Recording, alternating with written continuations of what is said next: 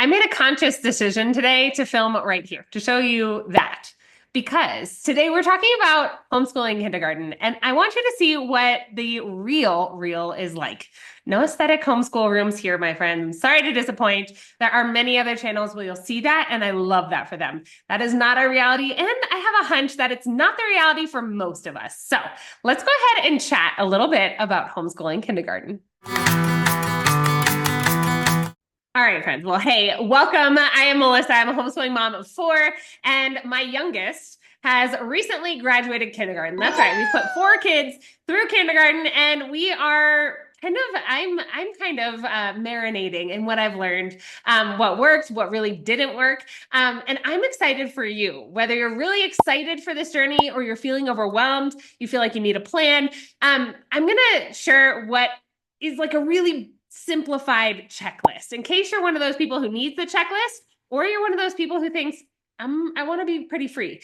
I'm going to give you kind of three areas where I would suggest you spend some time each day when you're homeschooling your kindergartner.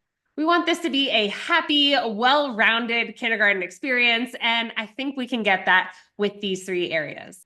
And a quick bonus, our video sponsor today, Noble World, has this curriculum that's fantastic if you're looking to bring in these three areas and also teach your kindergartner some history and social studies topics. So make sure you don't miss that discount code in the description. Before we start, I love a good checklist. Let me know in the comments if you're with me on that one. I will down kindergarten to three must-dos each day. Now, these are not fancy, but they're fundamental, okay? We're talking reading, physical play, both fine and gross motor movement, and imaginative play. You ready to jump in? Okay, first up, reading. If you do one thing every day in kindergarten, let it be reading, please. This could be storybooks, picture books, anything that brings wonder to their world. And whether it's 5 minutes or 20, this time is pure magic. Kids develop vocabulary, comprehension, and a love for books. And bonus points if you pick books that go with a theme. Think pumpkins in the fall or snow in the winter, whatever kind of gets them excited about reading.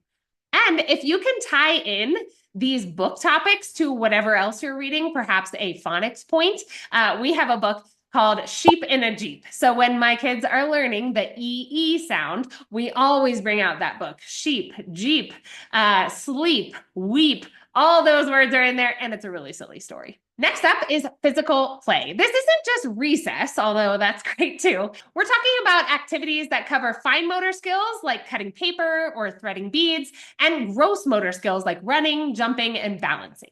Building those motor skills helps prep them for writing and focus, and honestly, it's a must-have energy release for the rest of the day. So let them run outside or create indoor obstacle courses on rainy days. This is the age to move and explore. Finally, let's talk about imaginative play. This could be a box of dress-up clothes, toy animals, or blocks, anything that lets them invent, create, and express. Imaginative play is really important because it boosts their creativity and social skills, especially if you join in. But if you've got some friends or siblings, it's an awesome idea to involve them as well. Plus, it's a great way to weave in themes. A pirate hat, perfect for an ocean week. A chef's hat, great for a restaurant play session. Imagination is where learning really sticks, and you'll be amazed by what your little one comes up with.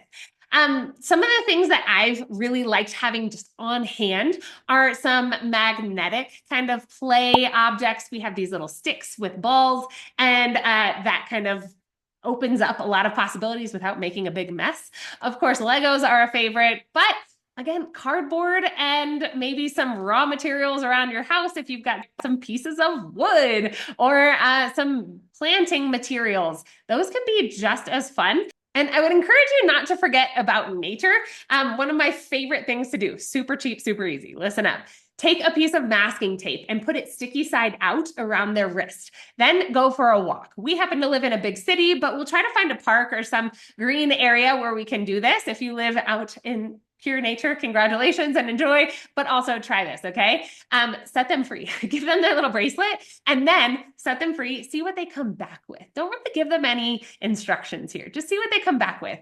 You will be amazed at what is stuck on that piece of tape. They might try to put something bigger and then experience the failure of it falling off because it's too heavy. They might come back with an interesting color scheme or a theme that they have invented in their own mind and come back with a theme on their bracelet. It's wild to see what they come back with, and do this over a period of time because they might develop kind of a challenge for themselves to come up with different ideas of things to put on there. Of course, they will try to keep it, and of course, you will probably end up needing to dispose of it. But there is a lot of fun involved in making these bracelets, and you can totally extend this to something else. Maybe they need to create the rest of the costume, or they need to create some sort of drawing or art project related to their nature art bracelet. Very fun, very cool, very open-ended. Now, I did mention Knowable World at the beginning of this video. They have an amazing K-2 curriculum for introducing those social studies and history topics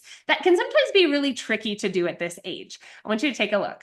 Hey guys, Melissa from the future, just popping in real quick to tell you about a new resource that I'm really excited about. It's called History Detectives Level 1. It's from Knowable World. And if you've been wondering how to introduce history to your kindergartner or first grader, this is seriously worth checking out. Here's what makes it different. They're not just learning about history as people who lived long ago and far away. It's about the world we live in right now, and history as the story of how it got to be like it is. Isn't that cool? That means there's something in every lesson that kids can relate to and get interested in. The lessons are super flexible. Some you might just do the basics, watch the video and do one activity. Other weeks, when your kids are really into the topic, you might dive into the bonus materials. And honestly, you'd be learning right alongside them. Everything's laid out super clearly. You don't need to prep or gather a bunch of materials. Just pull up the video, and any worksheets that you might need, print those off, and you're good to go. It's exactly what I needed as a busy homeschool mom. Here's the deal. Check out their website. I'm going to link it below. Don't forget to use the discount code to get $15 off. That's a fantastic discount, guys. All right. Thanks again to Knowable World for sponsoring today's video, and let's get back to it. To recap, the 3 things to do every day in kindergarten are simple: read, physical play, and imaginative play.